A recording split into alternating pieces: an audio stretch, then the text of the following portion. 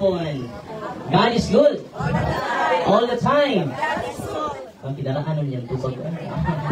Yung God is good, inyong tubag. Grabe. All the time. Siyempre. So ato ding buksan sa pagbasa natin sa Ebanghelyo karon adlaw. Adlaw nga, Huwebes. Nindot ta kadali. Ang Ginoo manakit ninyo. Tinutugikan sa Ebanghelyo sumala ni San Marcos. Si Jesus ug iyang mga tinud-an nangadto sa lanaw sa Galilea. O isunod siya sa usa ka dakong panahon sa mga tao. Kini mga tawhana nagikan sa Galilea, sa Judea ug sa Jerusalem. Sa mga dapit nga sakop sa Idumea, ingon man sa tabok sa Jordan, o sa kasikbit nga mga dapit sa syudad sa Tiro o sa Sidon. Nangadto sila kang Jesus, kinakadungog man sila nga mga butang nga iyang gibuhat. Ilabihan kadaghan ng mga tao. Ug tungod kini si Jesus nagsugo sa mga tinun-an sa pag-andam og sakayan alang kanila. Aron dili sila mapiit sa mga tao.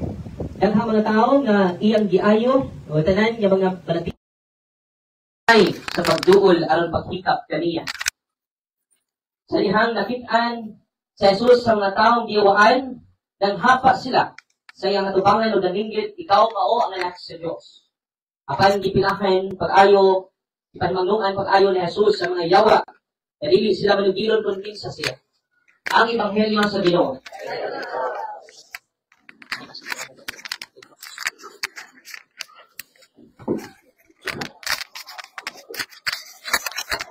Kinsa may kinalayuan diri ron? Davao, Cagayan, Leyte, Zamboanga, Tagum, Butuan, taga Mindanao ito na.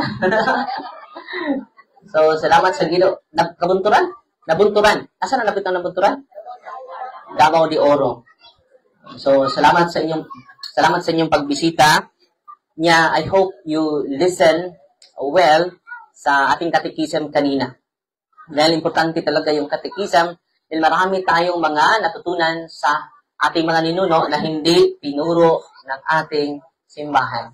Amen? At nakita naman ninyo maraming pinagaling ni Kristo nung humipo sila kay Kristo. Kaya nga, meron tayong mga pari. Ilang pari ngayon, Dok? Na nandito? Si Father Richard, si Father Cross, Father Ingo. Bakit po kailangan natin lumapit sa sakramento? Because it is instituted by Jesus. All priests are healers. Amen? Bigyan natin ng papuri ang ating mga kaparian sa buong kapuluan. Amen? At sana po ay naintindihan nyo yan. No? Merong kumukontak sa akin, Father, papuntahin kita dito sa Manila, Father. Ako bahala sa plate mo. Sabi ko naman, wala bang pare dyan? Meron. Hindi na kailangan ako pa ang pupunta dyan. Amen? Because God is Emmanuel. God is with us.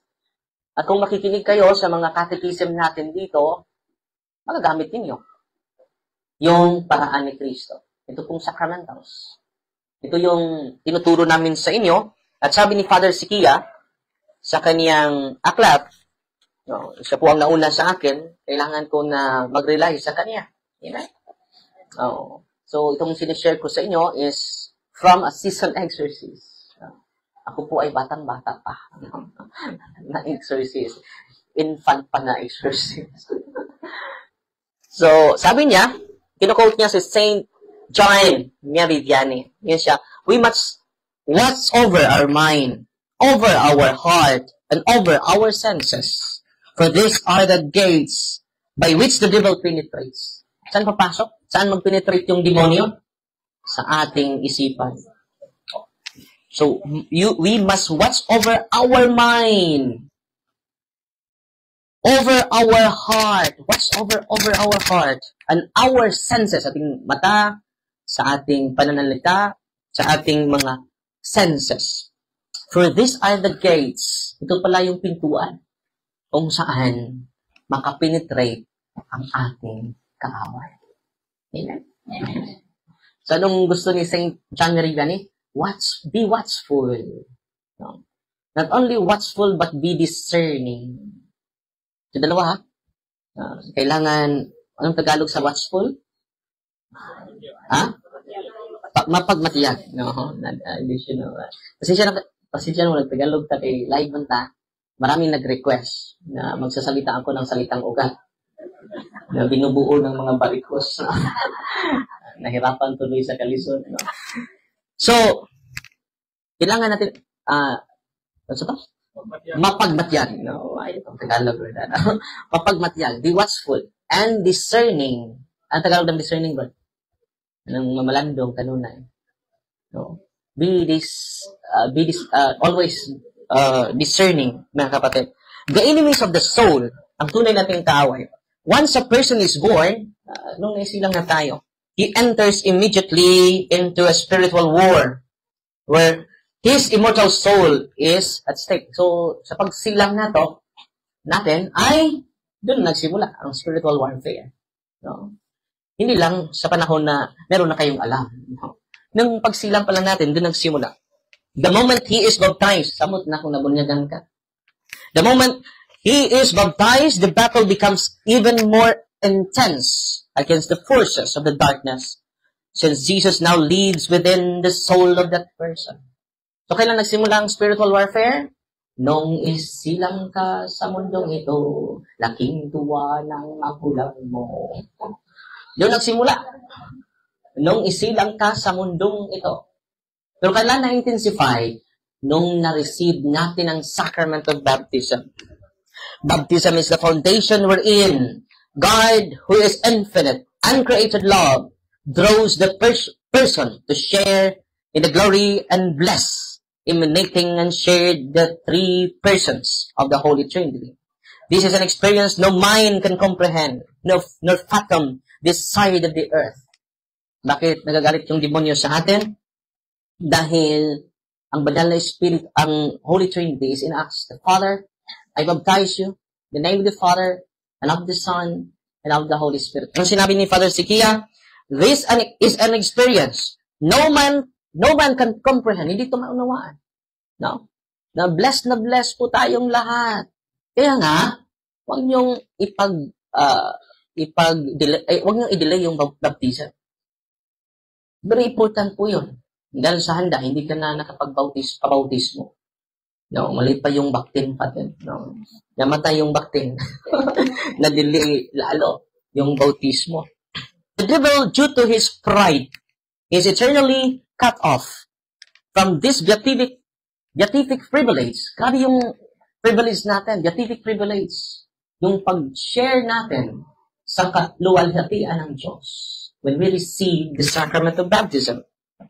Sabi niya, hence his anger and envy at those who can still make the choice of responding to the invitation of the divine love. The Catholic, therefore, becomes a prime target for the induced devil, because with the fullness of truth and grace found within the church, instituted by the Lord, he has, while on this earth, the potential of pagkabanal, and union with God that person outside the church cannot attain. Just a single Holy Communion. Take note that. Just a single Holy Communion, if the person has a perfect disposition, can make a one a saint, because one is receiving God Himself in one's body and soul. Yung pag-receive mo sa katawan ni Kristo, kung totoo, meron kang perfect disposition, ito ka, perfect disposition. You become a saint, a single Holy Communion. Wow! No? Grabe, no? Kaya na, ina-highlight ko sa mga may sakit ngayon, araw-araw kayo magsamba. Siguraduhin ninyo. Siguraduhin ninyo na you reach a perfect contrition, to reach a perfect disposition. Bakit? Ang daming pinagaling ni Kristo. Just a single Holy Communion. Why? Because it is Jesus Himself. No? Sa mga may grabing sakit ngayon, advice ko sa inyo, kung kaya nyo pa, every day, magsamba kayo. And it is Jesus. And then, ask yourself, itong pagsamba ko, perfect ba yung contrition ko? Perfect ba yung preparation ko before going to Mass? One single Holy Communion and make one a saint. Marami na. Natutuwa ba kayo ngayon? May bayad ba ang pagpunta sa simbahan? May entrance fee ba? Sagot! Libre! Natutuwa ba kayo ngayon? Higit pa yan sa kahit sino sa atin na yan dito. You must increase, I must decrease. At sino pa yung pare na nagmimisa dyan? Sa pag-raise niya ng katawan ni Kristo, it is Jesus. At lasinggo pa yung paring iyan. At babairo pa yung paring iyan. Or lalaki yung gusto. It is Jesus. Amen. Hindi naman pare pinupuntahan mo doon. The bread from heaven. Natutuwa ba kayo ngayon? At sana po, sa pamagitan nito, dagdagagan natin yung pag-ibig natin sa simbahan. Because Jesus is real in the Holy Eucharist. Amen? Amen. Patuloy tayo. Sabi niya, all other spiritual activities, even done again and again, the end of time cannot compare with even one Mass. Ang mga nobina ni mo, parang na pinakatumbas sa Santos nga misa. Yun, anak. Daw po ibang birthday ra, hindi mo simba kayo, nagkot. Mas importante pa niyang dagkot kayo sa simba. No? So I hope you understand and you comprehend well why we celebrate the Holy Mass. Okay? Grabe ang misa, no? Pero binawala yan sa maraming mga Katoliko. Maraming mga Katoliko sa atin. Milyon-milyon, hindi nagsasamba. Why? Because lack of catechism, mga kapatid. Kaya nga, dito sa ating office, mataas yung catechism. Eh nga, halos araw-araw ako naglalait. Anong rason? For catechism. Para araw-araw mag-increase ang ating pag-ibig sa kanyang simbahan. Amen? Ito po, sabi niya dito, hindi ito matanggap sa labas. The fullness of the grace of God is in the Catholic Church. Ano sabi ni Father Sikia? He has, while on this earth, the potential to reach heights of holiness, pinakamataas na pagkabanal, level of holiness, and union with God, that persons outside the church cannot attain. Yung nasa labas, hindi maka-attain. Kaya nga wala silang banal hanggang ngayon. Yung mga kapatid dati ng born again, mabubuti silang tao. Totoo, hindi. Pero meron bang born again naging santo? Ni isa wala. Yung mga Katoliko pa. No? Why? A lot of saints in the Catholic Church. Yan ang sinabi ni Father Sikia. Na kung outside ka sa simbahan, hindi ka maka-attain to the highest potential of your holiness because this church is the only church instituted by Him. So, wag niyong ipagpalit ang kanyang iglesia. Amen! Natutuwa ba kayo ngayon? No? Kahit yung mga rosaryo ninyo, di lang ko masimba ron, mag-rosaryo ko. Dili na maayo. The highest form of prayer is the Holy Mass. Wala na makapantay dyan. Sabihin mo na, nakasimba na ko, di na ako mag-rosaryo. Dito na mo. Okay, continuous man ang atong religious piety. Yan ang mga devotion na to, religious piety na. Wala makapa-enhance atong spiritual life. No? The Holy Eucharist is truly an awesome gift of God to the Catholic Church. Wala ito sa labas. Kung meron man, symbolic of God's presence, not real Christ. Symbol lang sa kanila. Sa atin, real. Holy, in every Holy Communion received with a proper disposition. Take note, proper disposition. Gives inestimable glory to God. Hindi mo ma-estimate yung pagbigay mo puri sa Diyos. And which allow the soul to share in God's glory in an estimable manner. Also, a beatific vision in heaven. So, tayo din ang magkatanggap sa beatific vision. Yung kaligayahan na hindi mabigay sa pera. Yung kaligayahan na hindi mabigay sa kapangyarihan na natanggap mo sa mundong ito. Wow, beatific vision. And then, yung pagpupuri natin sa Diyos, kapag properly disposed tayo, nagsisimba tayo, wow, amazing. No? So, kailangan lang ay proper disposition. So, nakarating ka sa misa, alas 6 yung misa, nandun ka na 5:45 o 5:30. Yan ang proper disposition. Father, sa gitna na ako ng misa, ano kala mo, sini yan? Should be a proper disposition. Paano tayo acquire ng proper disposition? Babasahin natin ang first reading, Psalm, second reading, and the Gospel. You interact well to the words of God by meditation, by contemplation. Yan ang pinaka-importante. Pupunta ka doon, hindi mo alam ang first reading. And then, kung meron kang mabigat na kasalanan, you go to the sacrament. Kaya nga, pasalamat tayo sa tatlong pari. Naka-confess na kayo lahat? Yung iba, hindi pa. Manood ko na. Baka mayroon pang pari na pupunta dito. At then, kung wala naman dahil mag-exercise ako after blessing your religious items. No? Mag-exercise ako dito sa mga pinaprocess natin for soul and exorcism. And then, kayo lahat, mga tatay, makinig kayo. Mga tatay, makinig kayo. Alam nyo ba? Grabe yung kapangyarihan na tanggap nyo. No? Sabi ni Father Sikia, the devil sees in the Catholic Church the greatest threat to his kingdom. Sino yung greatest threat of his kingdom? The Catholic Church. The members of the Catholic Church. Kung alam niyo lang yan. Hindi mo alam eh. Ngayon ko lang nalalaman yan, Father. Nung naka-follow na kami sa catechism ng simbahan. He knows that a Catholic has been given the fullness of truth. Sinong binibigyan? The full. Not 1/4 of truth. Ano? Fullness of truth. And full authority. Grabe. And spiritual power of Christ Himself. Natutuwa kayo? Yung natanggap nyo na katotohanan is fullness of truth.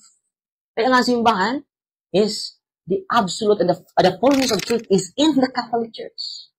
Yung iba, hindi fullness. Half of the truth. Nasa kanila. Nasa kanilang salita ng Diyos. Di ba? Nagbabasa sila.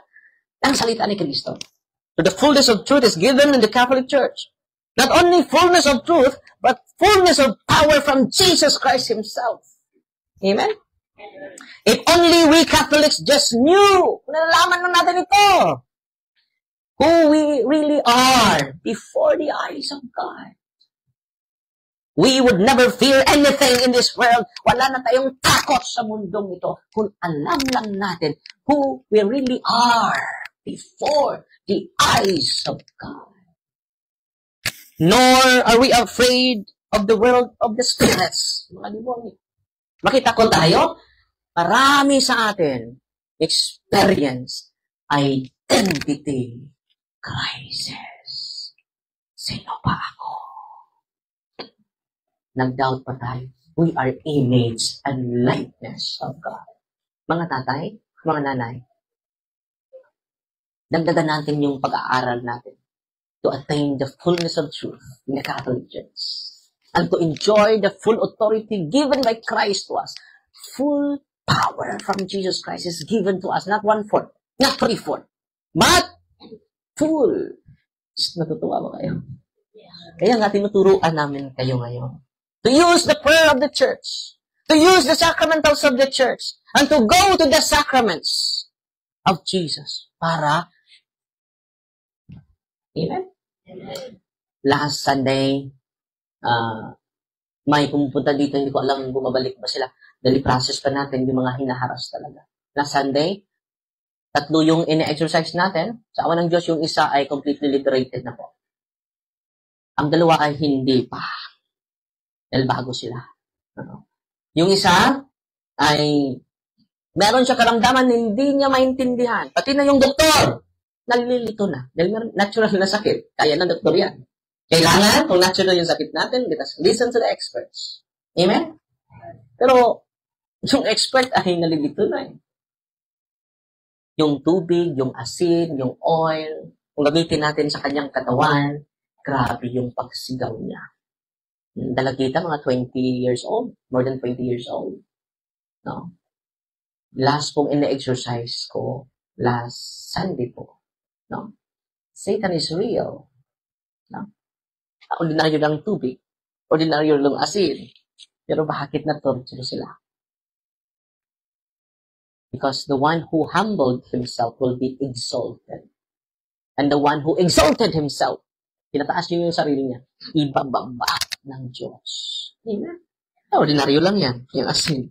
Pero yung mga demonyo, they exalted themselves. Tingnan nyo, matorture sila sa asin. Na binibless using the rituals of the church. Natutuwa ba kayo?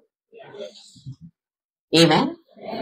Tuturuan ko kayo na nag-uusap kami ni Dr. Halad. Isang oras kami nag-uusap. Sabi niya, yung tinitirhan nila doon na sa kapatid niya, may mga maliit na, sa Tagalog tunog? Footsteps. Maliit na mga footsteps. Apak, sa paa. Yung bahay ng kapatid niya. Apartment ba yun? So, ang ginagawa niya, ng deliverance siya. Alam nyo, umuusok. Andin ang baho, parang sunog. At meron din akong na-experience katulad ng sinasabi niya. Isa sa Dao, Tagbilaran, Dao District, Tagbilaran. May kumukontak sa akin, Father, yung swimming pool namin, may maraming siya nga to? Apak na pa. Ang laki. Kalahati lang yung, tiil ako kalahati. Ganti man eh. Naan sa iyang swimming pool, tagkayo. Nisaka pa dyan. Padung dito sa kahoy. Naku, kayo. So, ina-exercise ko yung buong bahay. Alam nyo? Kaming lahat, narinig namin, ang daming tumapatakbo doon sa kanilang likuran. While I'm doing the exorcism, tumingin kami doon banda. Sa mga, maraming tumatakbo talaga, narinig namin lahat. At mula doon, after exorcism, wala na pong footsteps sa kanilang swimming pool. Naliligo yung altar doon. Merong mga tubig. Kita talaga. Tinanong ko siya, baka sa mga kasamahan mo yan. Tingnan mo yung laki ng paa pa dyan. Sa mga kasamahan ko, hindi ganun kalaki. Ang laki talaga, mga 8 siguro. Or 9. Kung makikita mo, parang higanti ito basketball player. Baka may pumupunta dito na basketball player. Bakit naman yung mga mga footsteps niya, Father, pupunta sa kahoy na malaki? Grabe lang. At wala namang nakatira doon na yung laki ng paa ay ganon. Wala. After exorcism, hindi na sila tumatawag sa atin dahil binibilin ko na sa kanila yung mga sacramentals. Okay? So, I hope yung mga religious items na i-bless natin, hindi nyo yan ilagay kahit saan. It is holy and exercise sacramentals po. Amen? So, exactly to, magsimula na tayo. Tatawagin kayo lahat at then magsagawa tayo ng liberation prayer sa inyo isa't isa. And then, ako po ay mag-exercise sa possess. At kung meron mang bagong mga pasyente na maidagdag ngayong araw na ito, i-process pa po kayo bago sa souling exorcism po. Hindi naman lahat kayo exercise. Hindi naman kayo lahat possess. Merong pumupunta dito, Father, possess ako. Nung dinilibras ng mga kasama natin, hindi naman nag-react. Sa si Father Darwin talaga, dahil possess talaga ako. Yung iba nanay, natatakot mag-possess. Ikaw, gusto mong ma-possess. Hindi ka talaga possess. Walang demonyo sa'yo. Sinabihan ko. Yung iba, gusto nang malibrate. Ikaw, gusto mong papasukan ng mga demonyo. So, kung may mag-react ako while ngayon, pasensya kayo, maingay sa loob. Minsan ay sisipain ako. Para ba ako na cesarean? Appendicitis ako. So, dito na ako sa likod mag-exercise dahil minsan ay hindi ko alam yung iba ay lalo na kapag na-process muna sa mga team natin, yung first time ko ma-exercise. Minsan ay sa processing at sa team natin, normal lang. Manginginig lang, sakit ng ulo. Pero during exorcism, doon na. Sisigaw na sila na hindi nila mapigilan. Narinig nyo mamaya kung meron. At kung na kami, pagdasal niyo po ako na makalabas pa. At hindi itong cesarean ko. Pero huwag kayong matatakot ha. Anong sabi dito ni Father Sikia? If only we Catholics just knew who we really are in the eyes of God and the privileges and authority given to us, we would never fear anything in this world, nor in the world of the spirits. Huwag na kayong matakot. Amen? At kung may sisigaw dito mamaya, huwag kayong tatakbo. Nahabulin nila kayo. I'm just kidding, ha? Huwag kayong matakot. Alam nyo, yung mga bagong mga exorcist, grabe yung mga psychic attack nila. Nasasakit lang yung ulo, makikita nyo lang yung demonyo. Nagtataka sila ng demonyo para hindi sila mag-perform. Pero alam nyo, when we increase our faith, when we increase our confidence to Him alone, all psychic attacks diminishes. Amen? Wala lahat. No. Anong gusto ng Diyos? Tibayin mo yung loob mo. Tibayin mo yung pananampalataya mo. Amen? Amen. Natutuwa ba kayo ngayon? And then after na bigyan kayo ng prayer of liberation, kayo na magpatuloy ha. Sa inyong bahay, huwag kayong matakot, please. At kayo na, kung may sakit man, tawag lang kayo ng pari, at yung tatay, ang nanay, mag-prayer of deliverance sa sakit ng kanilang family members. Para hindi na kayo pupunta sa iba, mga albularyo. At ang pupuntahan natin yung mga experts, medical experts po. Kung meron mang karamdaman, psychological illness, kailangan ng counseling, go to the nearest psychologist and psychiatrist. At continue to pray of deliverance. Marami kaming mga experiences. Balance po tayo. Hindi po tayo one-sided. Amen? Amen. God is good!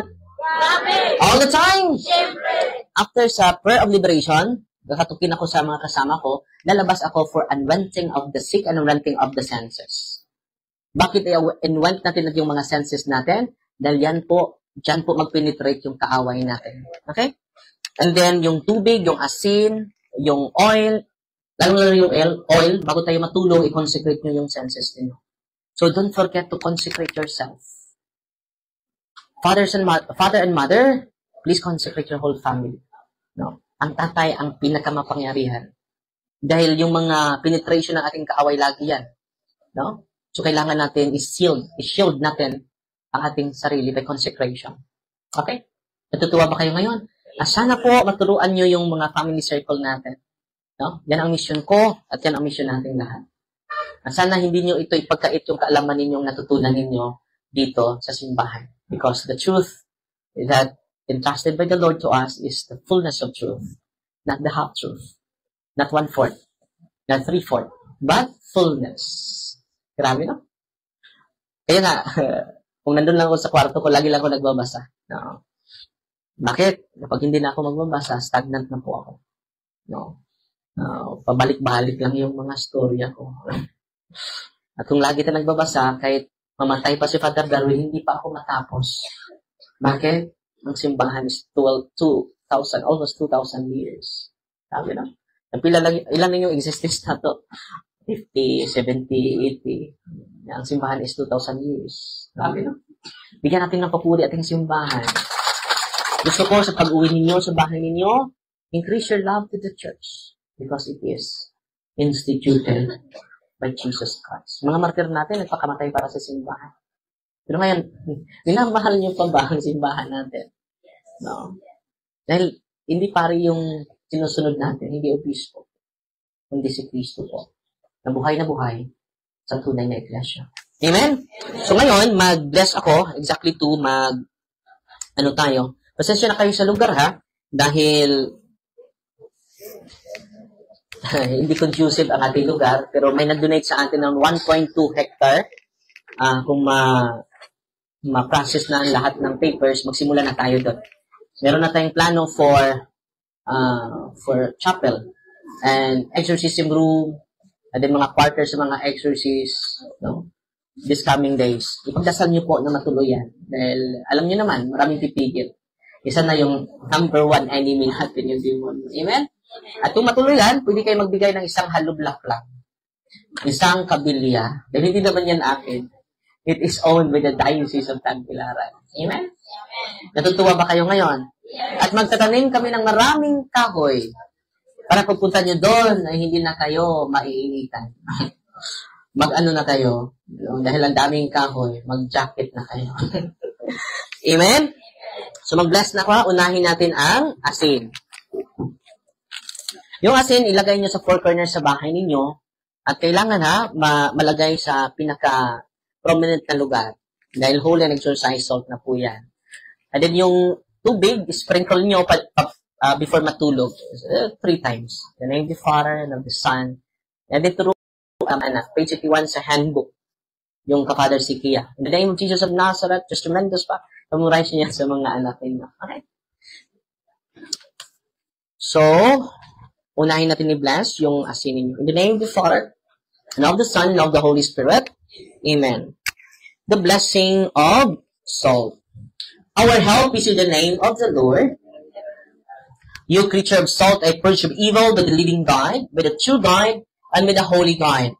By the God who ordered you through the sayers of the prophets to be cast into water to cure its unfruitfulness. Be thou purified salt, with the help of believers, giving soundness of body and soul to all who use you. In whatever place you are sprinkled, may phantasm and wickedness and Satan's cunning be banished, and let every unclean spirit be repulsed by him, who shall come to judge the living and the dead and the world by fire. Almighty lasting God, humbly we implore your boundless mercy, that you would dine of goodness to bless and sanctify this creature of salt, which you have given for the use of mankind. May all that use it find in it a remedy for soul and body, and let everything with it touches or sprinkles be freed from uncleanness and assault from evil spirit, through Jesus Christ our Lord. Yung asin ninyo ay holy and exorcised salt because of the ritual of the church. Sunod natin i-bless ang inyong tubig po. Ang tubig lang yung i-open. Dahil hahaluan natin yan ng asin na na-bless na natin. You creature of water, I purge of evil in the name of God the Father Almighty, the name of Jesus Christ, His Son, our Lord, and the power of the Holy Spirit, that you may be water-free to brace us against the envious foe. May you be empowered to drive him forth and exalt him together with his fallen angels, with the power of the self-same Jesus Christ, our Lord, who is coming to judge both the living and the dead, and the world by fire. O God, who for man's salvation, those dispense wondrous mysteries, with the efficacious sign of word, hearken to our prayer, pouring forth benediction upon this element, which we consecrate with manifold purifications. Let the scriptures serve you in expelling demons and curing diseases, whatsoever it sprinkles in the homes of the faithful, be cleansed and delivered from harm, the transforms in joy, spirit of goodness, an air of peace, freed from baneful needless things, by the sprinkling of this water. May everything opposed to the safety and repose of them that will in be banished, so that they may possess the well-being be sick, in calling upon your holy name, and be protected from all peril through Christ our Lord. May the salt and water be mixed together, the name of the Father, and of the Son, and of the Holy Spirit. Amen. Haluan nyo ng konting salt yung tubig niyo. The Lord be with you. Author of invincible strength, and King of incomparable in power, ever the glorious triumphant one who restrained the force of the adversary, who overcome the forces of neighboring enemy, bounty put down, hostile influences, prostrate and first we beseech you, Lord, consider kindly this creature of salt and water, make it honored and sanctify it, with a Jewish witness, wherever it is sprinkled in your name, may devilish infection cease, venomous terror dive in afar, but let the presence of the Holy Spirit be ever with us, as we implore your mercy to Lord Jesus Christ our Son, who lives and reigns with you, the unity of the Holy Spirit, one God, forever and ever. Yung tubig ninyo ay holy and exorcised water. Minsan, usually yung ating tubig ay holy water lang. But yung tubig ninyo ay holy and exorcised water. Because we are using the ritual of the church. Okay? Sunod natin i-bless yung olive oil ninyo. Our help is in the name of the Lord, who made heaven and earth. God's creature oil and cast out the demon from you, begat the Father Almighty, who made heaven and earth and sea, and all that they contain. That return his power, the devil's legions, and all Satan's attacks, and the nations, be dispelled and driven afar from this creature oil. Let it bring health in body and mind to all who use it. In the name of God the Father Almighty, in the name of Jesus Christ, His Son, and Lord, the power of the Holy Spirit, the advocate, as well as the law of the same Jesus Christ our Lord, who shall coming to judge both the living and the dead to by fire. Lord God Almighty, before whom the hosts of angels stand in awe, and also let us acknowledge with please your regard truly to bless and hallow this creature oil, which your power has been pressed from the juice of olives, and ordained it from the sick, so that when the may dwell, they may give thanks to you, the living and true God. Grant we pray that those who use this oil, which your blessing in your name, may be delivered from all suffering, all infirmity, all wants of the enemy, let it be a means of averting any kind of visitation for man, made in your image, and redeemed by precious blood of your Son, so that he may never again suffer The sting of the serpent through Christ the Lord. At ng olive oil ninyo ay holy and exercise oil. Sunod natin i-bless ang incense ninyo, candles, rosaries, scapulars, cross, medals, Benedictine cross, Benedictine medals, sacred images of God, sacred images of the saints, sacred images of the angels, handbook, novenas, all your religious items. Heavenly Father, through your Son, Jesus Christ our Lord, in obedience to Him, we embrace the ministry He has entrusted to His bride, the Church. Grant now in your mercy, we pray, a very special and powerful blessing on all religious items, that we will also use the ministry of healing, spiritual liberation, and exorcism. Dying that through the blessing you bestow, may it be a very potent and terrible weapon against the attacks of devil one and his legions. May these religious items mightily restrain the devil and his demons and all unclean spirits, rendering them powerless and able to harm the flesh of your priests and people, and to whomever these are used in the exercise of the ministry, wherever it is kept. Then clean and diabolic spirits flee in fear, never daring to harm nor even approach. In the exercise of the ministry of healing, exorcism, and liberation, may Jesus Christ your Son be glorified forever. This we humbly ask through the same Jesus Christ our Son, our Lord, who lives and reigns with you in the unity of the Holy Spirit, one God, forever and ever. Amen. So lahat ng mga religious items ninyo ay holy and exercise sacramentals po. At meron po kaming ibigay sa inyo, i-distribute lang, ito lang, sa kanila. So, mamaya, mag-anointing of senses ako, anointing of the sick, mamaya, after sa prayer of liberation. And then, sa mga hindi na makalakad, ibibigay ko po sa inyo yung Eucharist. Sa itong mga nahirapan na sa paglakad. Amen? At, mga kapatid, by the way, yung mga proceeds sa mga religious items, tinutulong natin sa charity. Ha? Meron ng 40 mga scholars at meron ding 70 seminarians, no? Para kung mamatay si Father Darwin, may pampalit. Amen? At kung may mga grasya kayo, nag-aani kayo ng palay, pwede kayo mag-offer ng bigas, 1 kilo, dahil yung team natin ay hindi na nagtatrabaho po. So yung mga staff natin, ang mga deliverance ministers, hindi na po nagtatrabaho. No? Kung meron kayong mga extra blessing, pwede kayo mag-share para sa ministry. Para yan po sa ministry, yan para kay Father Darwin. No? Dahil kami may allowance naman kami sa diocese natin. At kung wala naman kayong apiki kayo, ipagdasal niyo po kami na laging malakas, malusog ang aming pangangatawan para makapatuloy kami sa pagbigay sa aming sarili sa Diyos at sa bayan ng Diyos. Amen? At sa mga may karamdaman ngayon, sana po ay tanggapan natin yung mga kahit anong mga karamdaman natin at ialay natin yan sa Diyos. Dahil yung mga karamdaman natin ay paraan yan sa Panginoon, parang lalong lalapit tayo sa Kanya. Amen? God is good! All the time! So ngayon, papasok ako sa office, sa deliverance exorcism room, ha? At tatawagin yung mga pangalan ninyo, ang unang nalista, yung unang tatawagin natin. Benedictine medals yan. Meron ding mga cross. Galing sa Italy po yan. Galing sa labas. No? Tapos na po yung na-bless. Remembrance natin yan, ha? Ati Mayet, magsugod na ta? Ano ba? Yan. Tawag na Ati Mayet to. Kasi, no? Announcement po. Uy! Kumusta na? Uy! Sus! Kumusta? Okay na. Salamat. Okay na. Uy, naghagman. Libo, eh? Sige, salamat. Salamat, Nay. Libo, eh? Nakalakaw na dyan, ha?